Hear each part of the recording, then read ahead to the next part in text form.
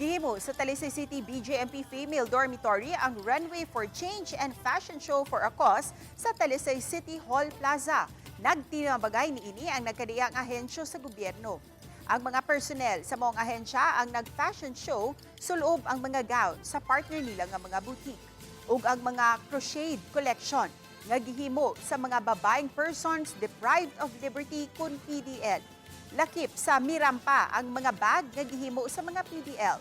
Hinungdan nga gawa sa Mikita na. Ang maunilang programa nahalin usab ang pipila sa mga hinimo sa mga PDL. Diin ang kita ang magamit, pagpalit sa mga personal ug mga hygiene kits. Samtang ang kita sa maong Runway for Change and Fashion Show for a Cause ang ihatag sa center nga nagatiman sa mga batang pinasagdan ug paghatag usab og mga school supply sa mga anak sa mga PDL. Charity event, a fundraising event to siya, Ma'am Fe. Para sa among beneficiary which is ang katong Our Lady of Divine Providence Home nga katong mga bata nga mga abandoned, mga pinasagdaan. Ang proceeds is ato siya sa among beneficiary.